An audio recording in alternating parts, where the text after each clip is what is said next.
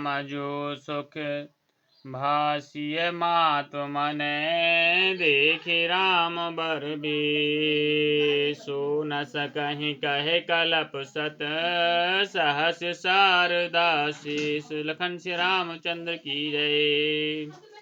श्री रामचंद्र जी का वरवेश देखकर सीता जी की माता सुनैना जी के मन में बहुत सुख हुआ और उसे हजारों सरस्वती और शेष जी 100 कल्पों में भी नहीं कह सकते।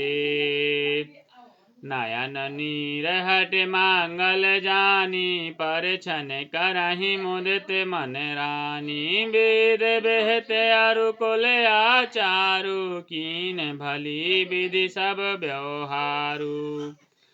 मंगल अवसर जानकर नेत्रों के जल को रोके हुए रानी प्रसन्न मन से परछन कर रही हैं। वेदों में कहे हुए तथा कुलाचार के अनुसार सभी व्यवहार रानी ने भली भांति किए। श्री राम पांच सवद धुनि मांगल गाना पट पावणी परहि विधि नाना। करे आरती अरघ तिन दीना राम गमन मांडप तब कीन्हा। पंच शब्द तंत्री ताल झांझ नगारा और तुरही इन पांचों प्रकार के बाजों के शब्द पंच ध्वनि वेद ध्वनि बंदी ध्वनि जय ध्वनि शंख ध्वनि और हुलू ध्वनि और मंगल गान हो रहे हैं। नाना प्रकार के वस्त्रों के पावड़े पड़ रहे हैं। उन्होंने आरती करके अर्घ दिया। तब श्री रामचंद्र जी ने मंडप में गमन किया। दशरथ सहित समाज विराजे विभव बिलोक लोक पति लाजे। समय समय सुर वर सहि फूला शांति पढ़ई महेश्वर अनुकूला। दशरथ जी अपने मंडली सहित विराजमान हुए। उनके वैभव को देखकर लोकपाल भी लजा गए। समय समय पर देवता फूल बरसाते हैं और भूदेव ब्राह्मण समयानुकूल शांति पाठ करते हैं। न भैरु नगर कोलाहल होई आपनि पर कछु सुनय न कोई। यही विधि राम मांडप आए अरघ दिए आसन बैठाए। आकाश और नगर में शोर मच रहा है। अपनी पराई कोई कुछ भी नहीं सुनता। इस प्रकार श्री रामचंद्र जी मंडप में आए और अर्घ देकर आसन पर बैठाए गए। बैठारे आसन आरती करिने रखे बरु सुख पावहि। मन बसन भूषण भूर बारहि नारी मंगल गावहि। ब्रह्मादि सुर बर वे प्रवेश बनाए कौतुक देखहि। अवलोकि रघुकुल कमल रवि छवि फल जीवन लेखहि। आसन पर बैठा कर आरती करके दूल्हे को देखकर स्त्रियां सुख पा रही हैं। वे ढेर के ढेर मणि वस्त्र और गहने निछावर करके मंगल गा रही हैं। ब्रह्मा आदि श्रेष्ठ देवता ब्राह्मण का वेश बनाकर कौतुक देख रहे हैं। वे रघुकुल रूपी कमल के प्रफुल्लित करने वाले सूर्य श्री रामचंद्र जी की छवि देखकर अपना जीवन सफल जान रहे हैं। नाऊ बारी भाट नट राम निछावर पाए। मुदित असीसन नाय सिर हर सुन हृदय समाए। लखन श्री रामचंद्र की जय। नाई बारी भाट और नट श्री रामचंद्र जी की निछावर पाकर आनंदित हो रहे हैं। वे सिर नवाकर आशीष देते हैं। उनके हृदय में हर्ष समाता नहीं।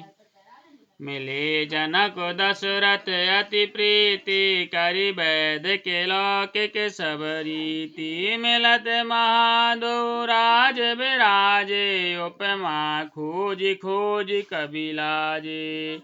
वैदिक और लौकिक सब रीतियां करके जनक जी और दशरथ जी बड़े प्रेम से मिले। दोनों महाराज मिलते हुए बड़े ही शोभित हुए। कभी उनके लिए उपमा खोज रहे हैं, लजा गए।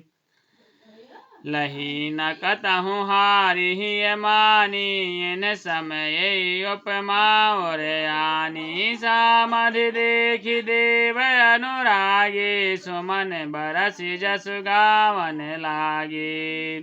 जब कहीं भी उपमा नहीं मिली तब हृदय में हार मानकर उन्होंने मन में यही उपमा निश्चित की कि इनके समान ये ही हैं। समाधियों का मिलाप या परस्पर संबंध देखकर देवता अनुरक्त हो गए और फूल बरसाकर उनका यश गाने लगे। जगो बेरांच उपजावा जब ते देखी सुने ब्याहे बहु तब ते सकल भांति सम साजु समाजु सम सम दी देखे हम आजू।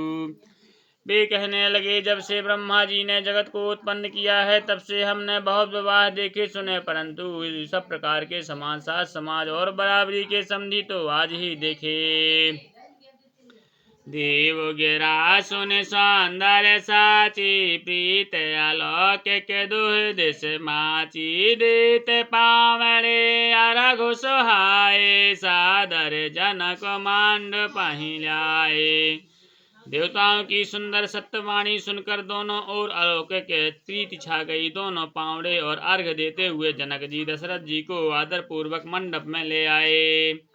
मंडप बेलो के विचित्र रचना रुचिरता मुनिपन मन हरे निज पान जनक सुजान सब कहुआन सिंहासन धरे। कुल इष्ट सरस वशिष्ठ पूजे विनय कर आशीष लही कौश कहीं पूजत परम प्रीत किरीत तो ना पर कही। मंडप को देखकर उसकी विचित्र रचना और सुंदरता से मुनियों के मन भी हार गए। सुजान जनक जी ने अपने हाथों से ला लाकर सबके लिए सिंहासन रखे। उन्होंने अपने कुल के इष्ट देवताओं के समान वशिष्ठ जी की पूजा की और विनय करके आशीर्वाद प्राप्त किया। विश्वामित्र जी की पूजा करते समय की परम प्रीति रीति को कहते नहीं बनता। वामदेव आदिक ऋषि पूजे मुदित महीष दिए दिव्य आसन सबहि सब सन लही आशीष। लखन श्री रामचंद्र की जय, उमापति महादेव की जय, पवन सुत हनुमान की जय, गोसाई तुलसीदास की जय, बोलो भाई सब संतन की जय।